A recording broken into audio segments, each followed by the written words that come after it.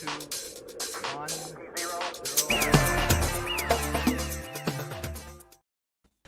Hello, everybody. Welcome to another episode of Spring Fever. As always, it is me, XFL Jim.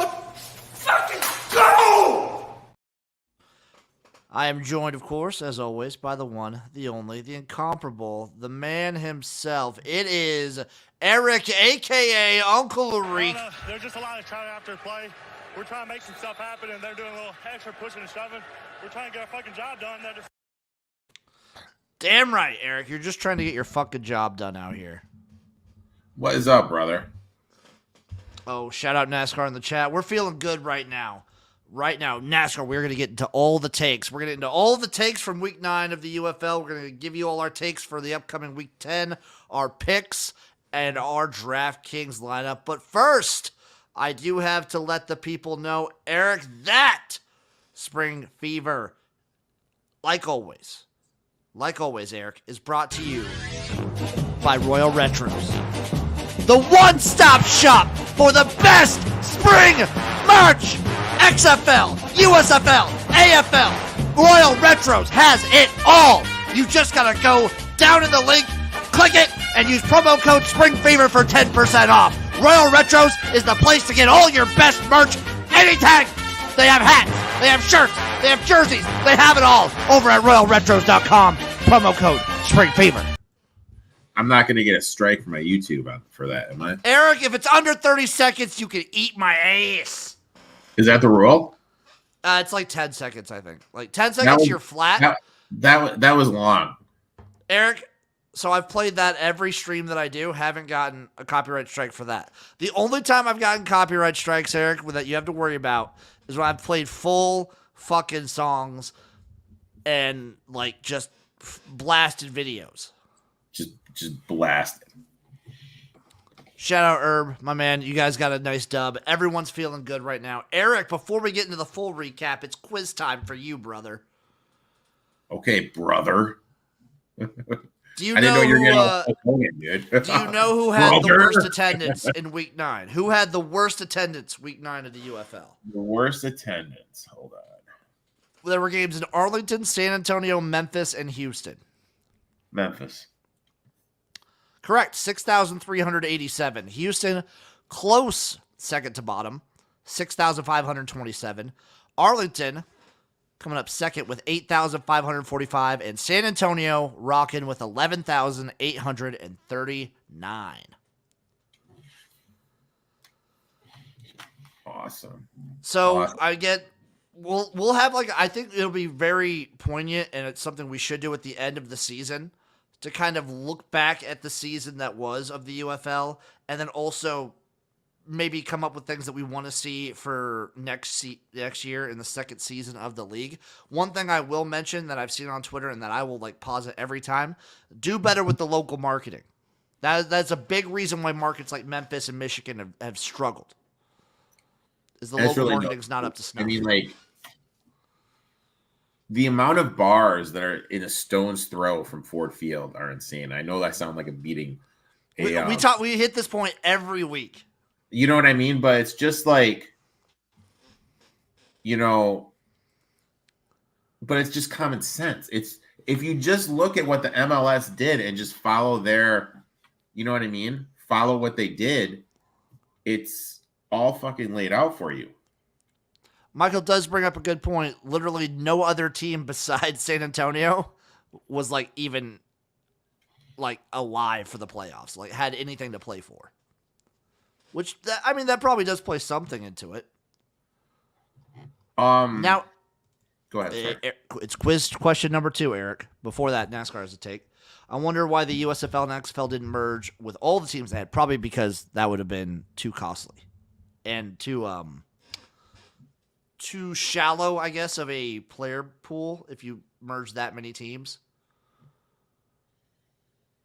Potentially. Yeah. Next question, Erik. What game had the highest rating on the TV? And remember, so the Sunday games, it was split on Fox. So they both those games count as one. The DC at Showboats and the Panthers at Roughnecks. count as one. So the Renegades were on what? Fox? So Battlehawks at Renegades was on ABC. Stallions at San Antonio was on ABC. That was Saturday. And then on Sunday, DC at Showboats and Panthers at Roughnecks were split, regionalized on Fox. I will go Brahma Stallions. That would be correct. 1,072,000 viewers at 2 p.m. our time. So 2 p.m. Central. What? The Brahma Stallions? Yeah. And that game was at 2. Yeah. And it drew 1 million people going against nothing. That was pretty the good. average viewership for the Brahma Stallions was 1,072,000. That's good. I mean, like, dude, like, was there an MLB baseball game at that time? That's a good question. Just so everyone has all the other numbers, courtesy of Mike Mitchell. He does great with like putting these numbers out every single week. He's so consistent with it. Battlehawks Renegades at noon. So 11 our time, Eric, 886,000 viewers on ABC. And then Sunday, both games were at 1:30 our time, 1:30 Central, 2:30 Eastern. Averaged 800,000 for that one on Fox. This was a big bump. The TV viewership numbers went way up based off the last couple weeks. Which is huge. You know, there's no afternoon NBA games. I think Fox does the baseball night in America. I think that's the thing. I don't think there's like a regional. The only thing that was really going on for Fox this weekend was the reason that the Sunday games were regionalized was the Coca-Cola 500. Yeah, you mean the 600? Jim, it's the Coca-Cola 600. Because I don't respect people who race, and I don't respect people who also like the brand Coca-Cola. It's a bullshit soda. So yeah, the that's Coca-Cola why 500. That's why you're not in my fantasy NASCAR league. That and many, many other reasons. But Eric, now it is time for us to open the curtain, take a look back. Oh yeah, NASCAR also said Brahma Stallions, easy answer. Two of the best teams against each other. Oh, he's also saying it was technically a Coca-Cola 375. Yeah, I was so pissed, dude. I had bets on Byron and Reddick. Both are in the top 4. But that race is so goddamn long. It's like 2 different races with all the track changes. But we're not here to talk NASCAR. So. No, Eric, we're here to talk UFL, and let's start with the first game of the weekend. The Arlington Renegades upsetting the St. Louis Battlehawks, where the Renegades win this one 36-22. And I know, like, we'll talk DraftKings, but Eric, when we were setting up our DraftKings lineup last week, we kind of steered away from playing the Renegades players. Number 1 quarterback off the board, Luis Perez. No, we talked about Perez. We did kind of like Perez. Say maybe. And like, I will give you props because you gave out the Brahmas plus the points and the money line last week. I was all in on the Renegades plus the points and the money line going into this week. Just because of the spot and everything. But the Battlehawks just need to. When you look back at it, it just made sense because the game that mattered was next week for the Battlehawks. That's the game. Oh, for sure. That game, that's the one that matters. I still don't know if AJ was present here. They were calling him the emergency backup if need be. So they're just trying to get him healthy for come playoff time. And I will say this, without AJ McCarron in there, this offense looks way, way worse. Oh God. It's night and day almost. And then the Renegades, they end the season with a weird positive note. But the thing with them is their offense has kind of been consistently good all season. It's their defense that was garbage. Mm-hmm. So I don't know what you could take away for the Renegades right now. Besides, they're fun. These last couple weeks for the Renegades have actually been fun. The Renegades are fun. They're a team like that was fun to bet on. Defensively, they're a train wreck. Offensively, they're fun. I think that's something we need to remember going into next year, especially at the beginning of the season, where these unders tend to be a little bit over underlines tend to be a little bit lower and look to bet some overs. And I feel bad for Manny Wilkins. Came in here. 3 interceptions to the Renegades is rough. He's probably still going to start next week. I don't see them pulling AJ in yet. He might get. I think McCarron will get some play, but I don't suspect they're going to have him start the whole game. Mm-hmm. And other than that, like, this game was, I mean, great way to start the weekend. Extremely entertaining. Had a blast watching it. When Luis Perez is on, he's very, very fun to watch. Yeah. Oh, for sure. But I mean, you can say that about any quarterback when they're on. I don't know. When Quentin Dormady has been on this year, he has just been like, all right. Speaking of, I think you're a Dormady hater, dude. I think I might be. I loved him last year, and he's just been disappointing me this year. Speaking of which, though, Dormady goes down against the Stallions, but the Brahmas still pull it out, winning 18-9. Guess who comes in and saves the fucking day? My favorite quarterback in the league right now, it's Chase Garbers. He's back. Johnny Utah? He's back. Yeah. Chase Garbers is back. Johnny Utah? Fuck you. It's Chase fucking Garbers. Cal legend, Chase Garbers, San Antonio legend, leads the Brahmas to a victory. John Trey Kirkland, again, goes 1 for 1 with a touchdown pass, by the way. This game was awesome. Money. This game was incredible. I loved every second of it. Anthony McFarland's a dude. Jon Snow, I love Case Cookus to death. Chase Garbers, like, stirred something in my loins that I haven't felt since Prime Cookus. Since Prime Cookus. Also, this was like some classic Adrian Martinez, where he was making a lot of overthrows. This is probably his least clean game. But guess what? The Brahmas probably have the number 1 defense in the UFL. Yeah, because they have Wade. They have Uncle Wade. Uncle Wade back there showing his shit, dude. Adrian looked all right for the most part, but he was kept pretty mortal. The big story is San Antonio can rely on their defense, and if Chase Garbers is 100%, this team is legit fucking scary. And guess what? We're still riding our futures on San Antonio. We ride with the Brahmas. Love this team. They have the power. Chase Garbers came in, went 16 for 23 for 139 yards. It was awesome. Yeah. I missed these last couple weeks. The Brahmas have been a train wreck to watch on offense. I was so happy to see them step it up especially against a team like the Stallions, whose defense is also one of the top 2 defenses. Beautiful. Beautiful. We knew the Brahmas were going to be phenomenal because of Wade Phillips. And the more film Wade gets, he's a phenomenal defensive mind. If gun to my head, if I had to pick a winner right now, I'm going to be picking the Brahmas. You know, we already have, what do we get him at? 16-1, 14-1? We got him at, I think we got him at 16-1. You know, so I can't. And while we're on the topic, because the Stallions also play in this game, the Stallions will be without their defensive coordinator for the rest of the season. John Chavis is no longer with the team.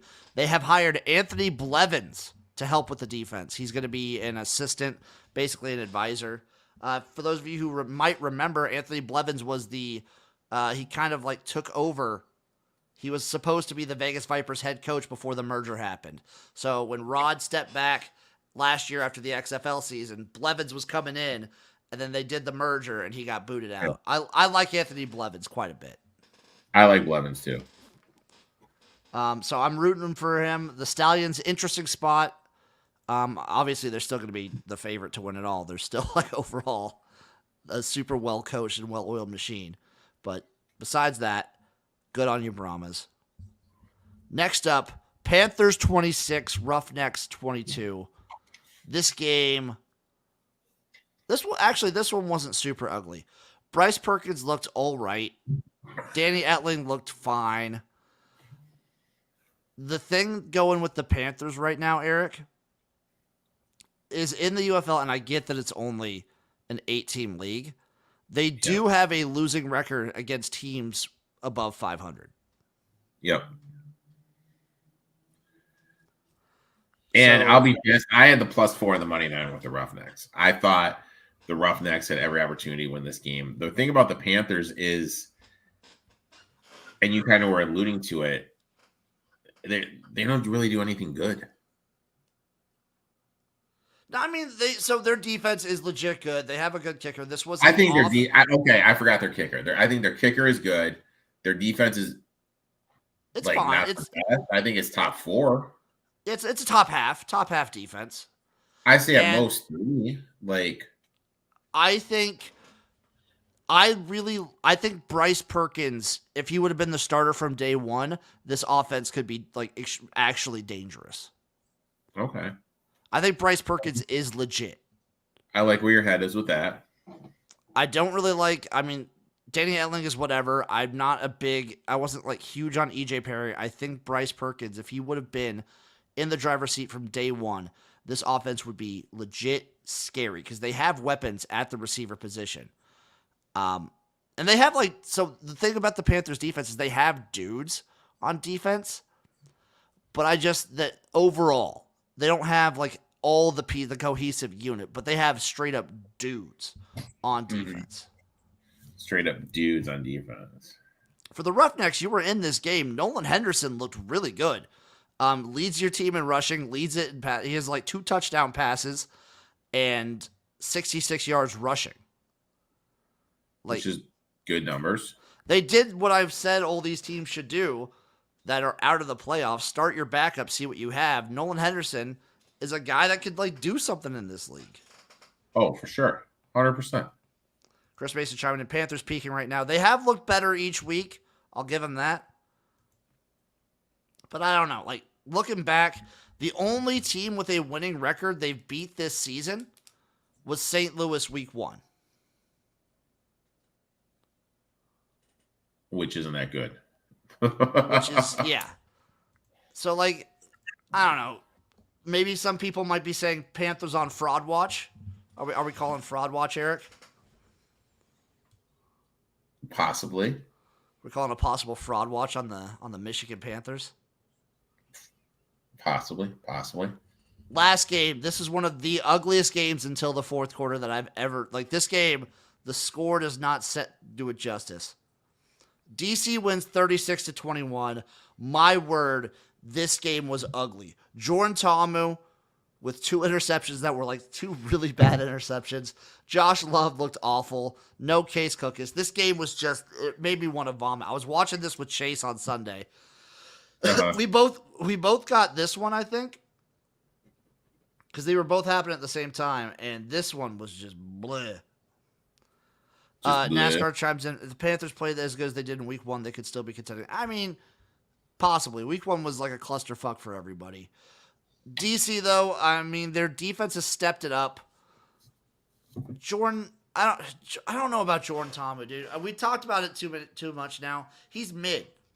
He needs weapons around him to do anything. He can't. He does not elevate your team. I don't even know he's fucking mid right now, man. I mean, he had a decent game. The 2 interceptions are bad. He's not running the ball like he used to. He's decent with it. I think if you put good weapons around Jordan Ta'amu, then your team will be good. Well, you can say that. Excuse me. You can say that about just about anybody in this fucking league. So I don't know. I mean, I think he's a bottom half quarterback, maybe even bottom 2 right now. Let's take a look at the stats. Let's take a look at individual stats.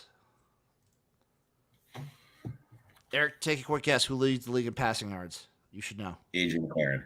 No. I mean, Eric, he hasn't played for 3 weeks. Perez.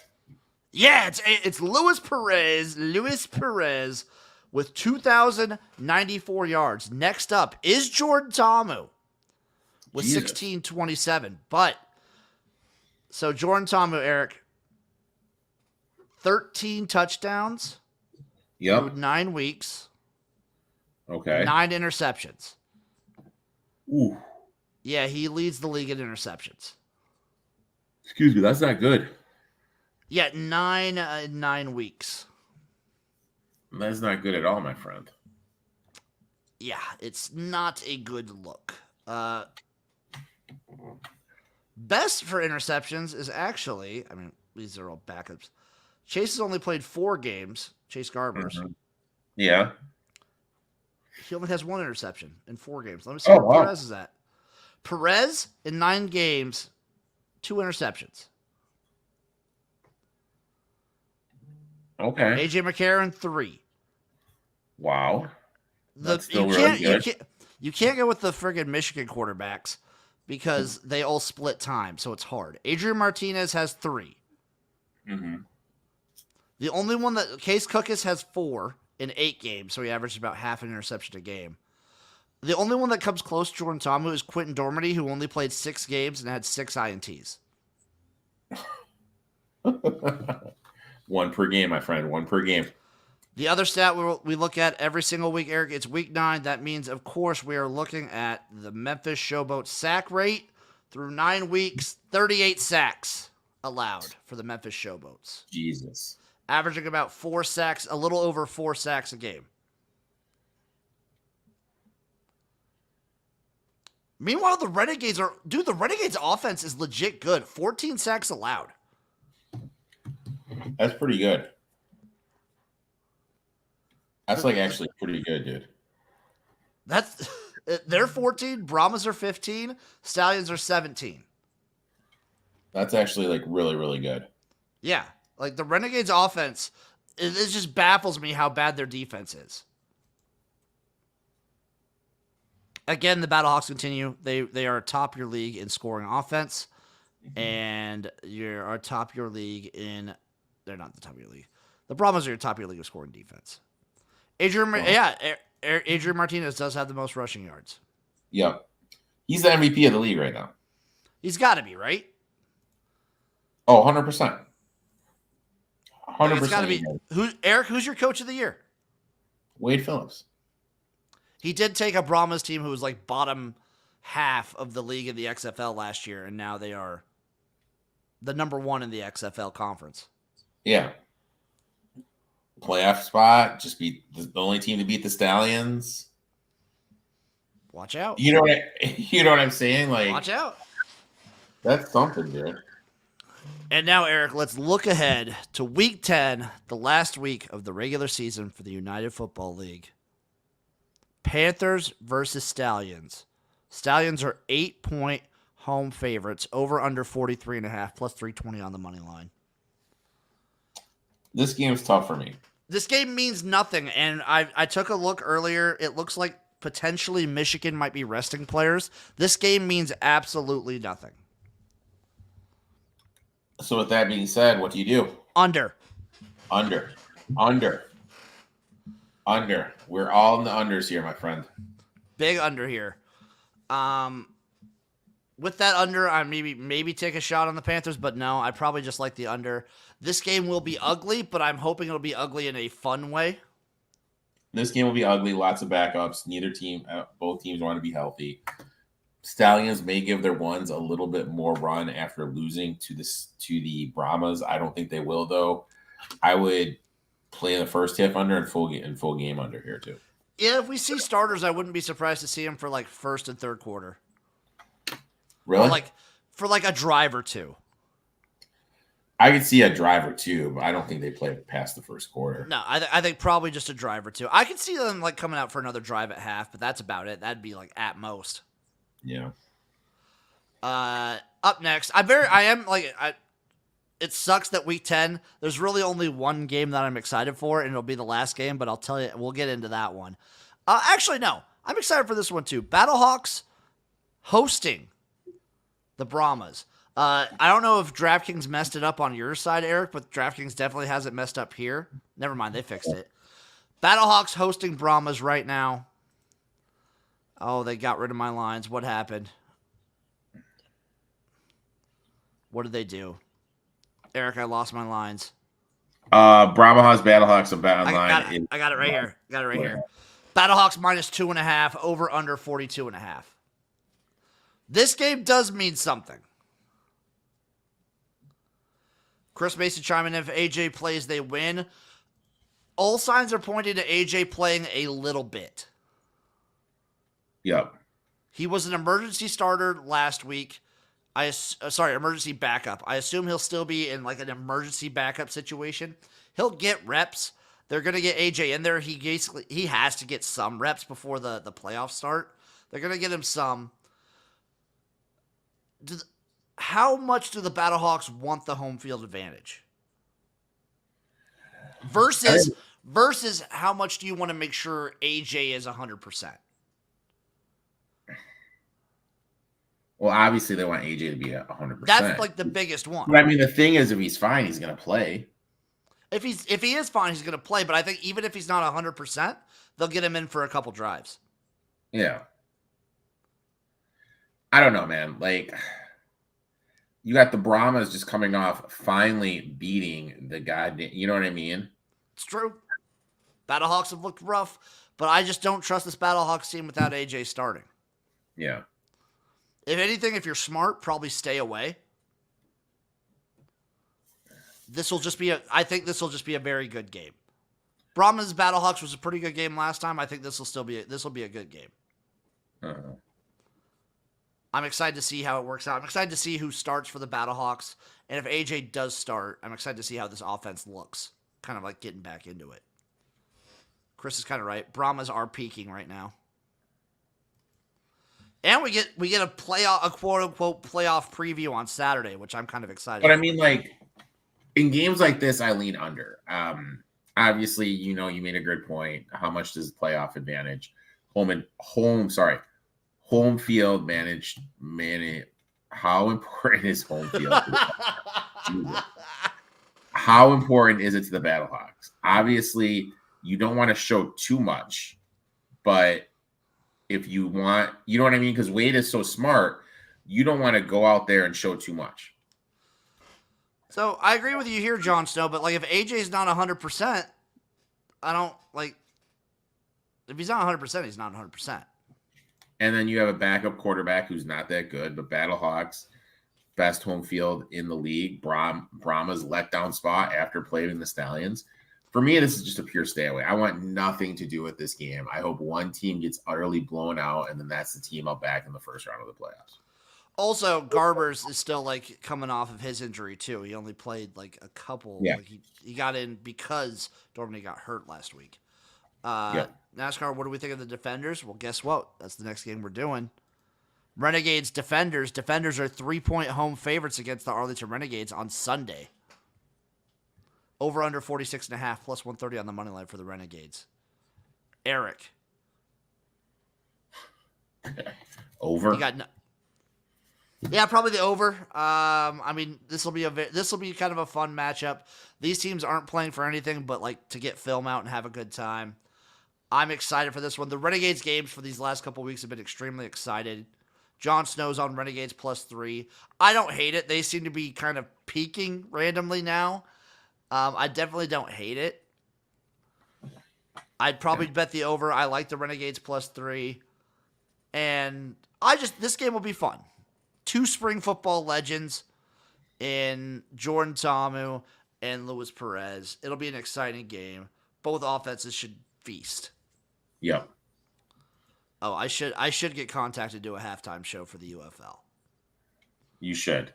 Tangent, Erik. Did you see that the BC Lions for their home opener got 50 Cent? Shut up. Yeah, they got 50 Cent to do their home opener. 50 coming in? Yeah, to British Columbia, 50. baby.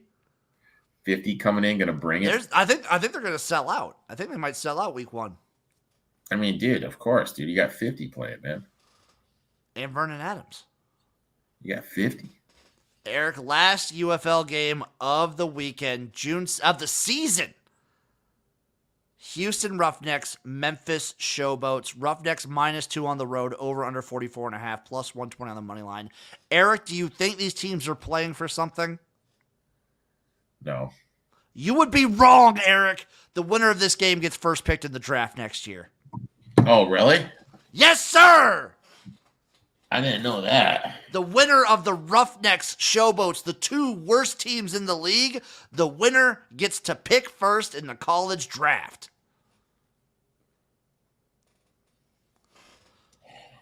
Jon Snow chiming in, Roughnecks -2 for $1 million. It's hard to trust the Showboats with their offensive line. Their offensive line is so bad. And, like, the quarterbacks they've had, not named Case Cookus, have not given me much hope. I don't really love Josh Love. Give me the Roughnecks -2. On the No. road. I don't care. I'm going to do it. See, I have two bad rules. When two shitty teams play, I always take the point. So I would lean toward the Showboats. I bet you would, pussy. I bet you would. Give me the Roughnecks, baby. Give me Nolan Henderson. Oh, Jimmy. Yeah, that's it. I'm taking the Roughnecks. So I will take the under 43.5 in the Panther Stallions. Okay. I do like how Saturday is like a bastardization of the playoffs. It's like here's your playoff preview, but none of these teams are really going to be trying, except like Brahma's Battlehawks will be a good game. Here's your playoff preview. No one really cares, but here it is. Brahma's Battlehawks, I'm on the over. Okay. Renegades Defenders, I'm on the over, and Roughnecks Showboats, I'm on the Roughnecks -2. Eric, we've come to the part of the show that you love, you cherish. Did you play the fucking lineups last week, Eric? No, dude, I forgot. Sorry. Never. You've never played them in your life. Jim, we all have shit going on, and I get distracted. We did not place Eric in the big contest, but you know what we did do? We placed it every 50-50 I put us in. You know what? And that's how you play the fucking game, dude. That's how you play the fucking game. Let's start it off, dude. Let's look at our defense. That's where I want to go first, Jim. Oh, you want to start with the defense today? You want to start with the defense? I want to go to the defense. Now. Okay, let's go to the defense then. I feel we need to have kind of a discussion about what teams you feel are going to be trying the hardest here. I feel like Arlington, D.C., Houston, Memphis will try just as hard as they have these last couple weeks because the season is basically the same for them. The Brahmas will try because I guarantee the Brahmas do not want to play in St. Louis. And I think St. Louis will try. Michigan and Birmingham are the only two teams I'm confident will be like taking this week kind of off. Okay. So with that being said, I personally feel I'm not going to pay $4,100 for the Roughnecks. If AJ doesn't go, I think the Brahmas at $3,800 other play. I like the Brahmas at $3,800 if AJ doesn't go. If he does go, you want my honest opinion? I'd go Renegades. If AJ's playing, I'd go Renegades. Their defense last week, while giving up points, still got a shitload of turnovers. What does Jordan Tomu love to do? Turn the ball over. Okay. So I like the Brahmas play, especially if AJ isn't in, because that defense will feast, absolutely. If AJ's in, just pivot to the Renegades. Because one's $3,800, what are the Renegades? The Renegades are $3,400. It's only a $400 difference. And with the way the UFL is, the way with like the UFL, CFL, you always have money left over anyway. So you can almost play almost any defense you want. All right, so let's put in the Renegades. Now let's go to the quarterback position. I don't want Martinez. I don't want McLaren. Do we just go back to Perez? We could go Perez. I feel like, Garbers will be in, but he's still banged up. I think Perez might be the move. All right, so let's go Perez at the quarterback position. I'd say it's Perez or Tomu because, it's a $100 difference, but they're playing each other. Those are the two options I would kind of have, 1 and 2.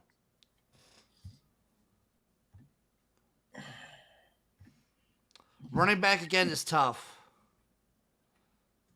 I want a defender's running back. You want a defender's running back. They only have 2, Eric. All right, give me one. You want Cameron Harris? Well, how's he been doing these last couple weeks? Oh, God. Their run game has been so awful, dude. The run game's been so awful. Okay, well then let's do this. Let's go Thompson from Houston. I dig that. Against Memphis, for sure. Yes. Love that. All right, wide receiver, tight end. Again. I would like a DC player. But, I mean, we could go with our boy, too. Like, Sal Canella's been doing us good. All right, let's go Sal Canella. All right. Yeah, he's been doing us pretty damn good consistently. You said you want a DC player. Well, if we're going to go Arlington, we don't have to go DC.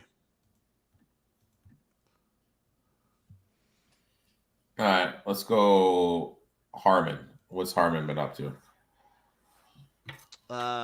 Where's he at? Is he out, though? Who are you looking for? Calvin Harmon. He could be out. I think he's out still. Pretty sure he's out.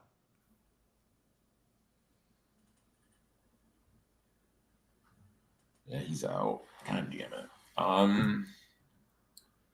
Jon Snow says to take lots of roughnecks.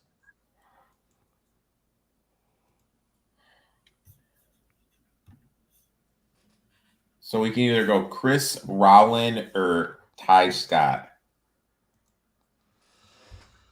How did Ty Scott do last week? Memphis not great. Rowland did pretty good last week, didn't he? Rowland did all right. I say go Rowland. We're gonna go Row. Okay, Let's go Row. Then we got Flex. Flex. Jon Snow says to take lots of roughnecks. I mean, we have Mark Thompson. I don't want them to be competing and stuff. I don't want anyone in St. Louis.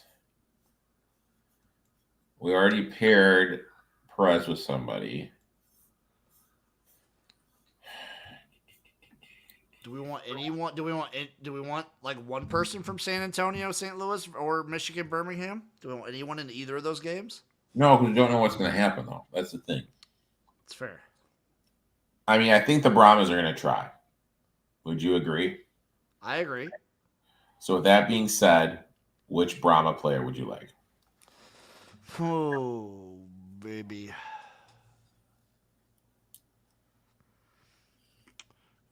I mean, he's pricey. I mean, with Garber's in, it's hard not to like Kirkland, but St. Louis's defense is good. All right. So let's go to Kirkland. That leaves us with $5,000, 5,000.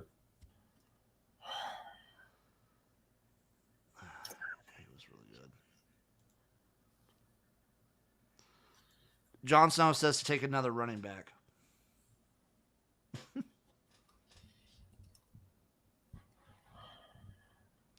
Actually, that's not a bad idea. Instead of Kirkland, we could go McFarland because he was getting involved in the pass game a lot too. All right, so let's go McFarland.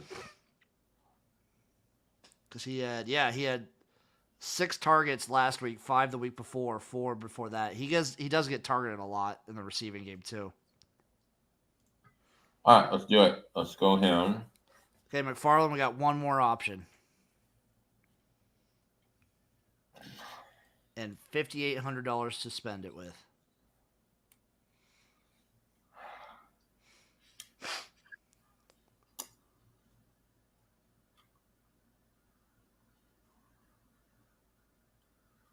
Nicole, what is his name?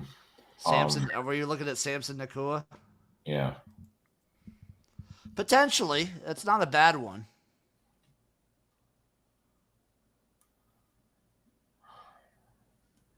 I say we just go Samson, dude. We go what? We go him. That's what I say. Just get Samson Nakua? Just get him in there. Just hit it and quit it. That lineup is saved, Eric. So to reiterate, our lineup is Luis Perez, Mark Thompson, Chris Rowland, Sal Cannella, Anthony McFarland, and Samson Nakua with the Renegades defense. I like it. That sounds like a winner, dude. Jon Snow also chiming in Battlehawks weaker against the run. Eric, what are you looking forward to most in Week 10 of the UFL? Getting to hang out with you, man. Getting to come back on the stream? It's the last stream of the regular season. Eric, we only have 4 more streams left of the UFL season. I know. I'm going to cry, dude. We have Saturday, Sunday, and then the 2 playoff days. I'm going to cry. Then the UFL streams are done. It's a good run, man. Not to worry, though, people. CFL Jim will be here doing streams for not every single one, but I'm going to try and do almost every Friday game for the CFL. It was a good run, dude. You're not going to join me on the Friday night streams, Eric? Depends what I'm doing. Of course it does. Of course it does. Eric, what do you got going on? Let the people know. Podcast comes out on the weekend. I'm going to be hanging out with you Saturday morning. Me and my boy David are going to start a little MLB show on Friday. Just give our best plays, talk a little MLB, what's going on in the world of baseball. So, yeah, got some stuff going on. Should be fun. You know where to find me. XFL Jim everywhere. We have the UFL show with UFL Jim coming out this Friday. Make sure you tune into that. It'll be a fun time. We love you guys. And make sure you go over to Royal Retros and use promo code Spring Fever. We always appreciate that. Bye-bye, everyone. Bye.